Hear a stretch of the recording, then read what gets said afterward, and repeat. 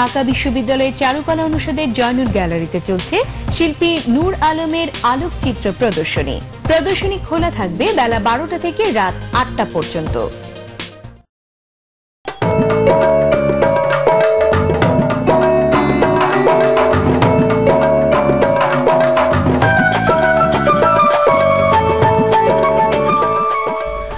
Bloods of the ignite souls, রক্তকণিকা ও কিছু দীর্ঘশ্বাস শীর্ষক আলোকচিত্র প্রদর্শনী চলছে চারুকলা ইনস্টিটিউটের জয়নুল গ্যালারিতে। থ্যালাসেমিয়া রোগে আক্রান্ত শিশুদের আলোকচিত্র নিয়ে এই প্রদর্শনীর আয়োজন করা হয়েছে। এ রোগে মৃত্যুবরণ করেছে এমন শিশুরও ছবি রয়েছে প্রদর্শনীতে। আলোকচিত্রী নূর আলম গত 2 বছর ধরে এই ছবিগুলো সংগ্রহ করেছেন। মূলত থ্যালাসেমিয়া সম্পর্কে মানুষকে সচেতন করে তুলতে আলোকচিত্রী নূর আলম এই ভিন্নধর্মী ও মহতী উদ্যোগ নিয়েছেন। প্রদর্শনী শুরু হয়েছে 16 মে, চলবে 22 মে পর্যন্ত।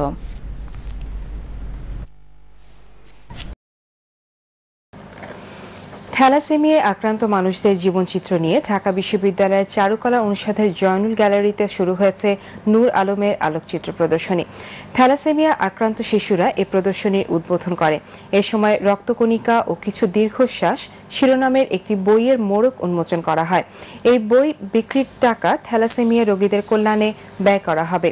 অনুষ্ঠানের প্রধান অতিথি ছিলেন ব্র্যাক ব্যাংকের পরিচালক AEA মোহাইমেন।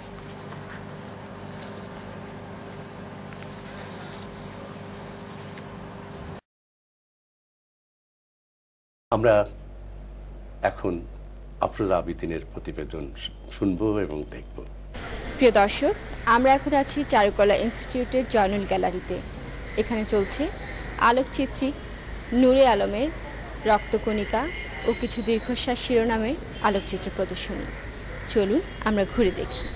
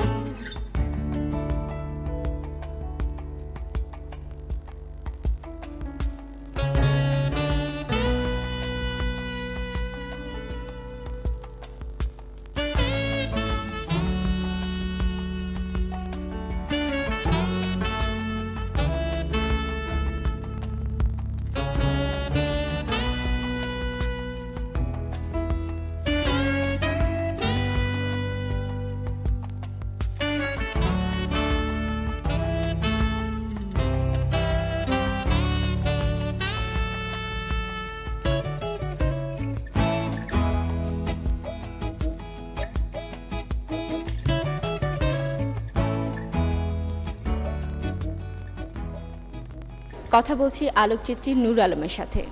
আমি এমনি ব্লাড ডোনেশন করি আর কি। তো আমি একটা শিশুকে রক্ত দিতে গিয়ে জানি যে তার থ্যালাসেমিয়া। তো পরবর্তীতে থ্যালাসেমিয়া সম্পর্কে আমার ধারণা ছিল যে বাবা মা দুজনই রক্তের গ্রুপ যদি এক হয় তাহলে তাদের সন্তান হয়।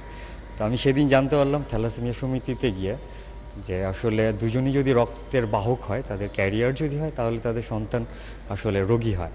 তো এটা আগে থেকে জানলে আসলে জিনিসটাকে প্রতিরোধ করা সম্ভব। এবং একটা ছোট একটা পরীক্ষা আছে, ব্লাড ইলেকট্রোফ্লোরেসিস পরীক্ষা বলে। তো সেটা আমাদের দেশে করা যায়। সেটা করলে জানা যায় যে বাবা বা মা বাহক কিনা, এবং তারা যদি বাহক হন তাহলে তাদের সন্তান নেবার আগে যদি সতর্কতা অবলম্বন করেন তাহলে প্রতিরোধ করা সম্ভব। তো সেইটা মাথায় রেখে আমি আসলে শুরু করি কাজটা, যে এটা যদি আমি ফটোগ্রাফির মাধ্যমে তুলে আনি মেসেজটা, এবং সারা দেশে বিভিন্ন ক্যাম্পাসগুলোতে যাই এবং সাধারণ মানুষের কাছে যাই, তাহলে তারা বিষয়টা জানবে এবং তাদের বিয়ে করার আগে বা পার্টনার চুজ করার আগে বা সন্তান নেবার আগে তারা সতর্কতা অবলম্বন করবে। এবং আরেকটা বড় বিষয় কাজ করছে, আমি দেখছি যে এইডস সম্বন্ধে মিডিয়া এবং অন্যান্যরা যেভাবে আগে আসছে, আমরা যেভাবে জানি এনজিওগুলো কাজ করতেছে, এই থ্যালাসেমিয়া বিষয়টা সম্পর্কে কেউ কাজ করতেছে না। তা আমার একটা মূল ক্ষোভের জায়গা ছিল সেটা, যে মিডিয়ার কাছে নিয়ে আসা। এবং বাংলাদেশে হুয়ের একটা পরিসংখ্যান আছে যে বাংলাদেশে প্রায় 1,12,00,000 লোক থ্যালাসেমিয়ার বাহক, এবং প্রতি বছর 7,500-এর বেশি শিশু জন্ম নিচ্ছে। এবং থ্যালাসেমিয়া সমিতি নিজের একটা পরিসংখ্যান করছে, যেখানে তারা বলতেছে 10,000-এর মতো শিশু, এবং সরকারিভাবে কোনো কিন্তু পরিসংখ্যান নাই, আপনি খুঁজে পাবেন না কোনো পরিসংখ্যান। তো এই বিষয়গুলো আমাকে অনেক বেশি নাড়া দিছে। আমার কাছে মনে হয়েছে যে আমি যদি কাজ করতে পারি মিডিয়ার লোক হিসেবে, আমি যদি আগায় আসি, আমার একটা রেসপন্সিবিলিটি আছে, সেই জায়গাটা থেকে আমি আগায় আসছি।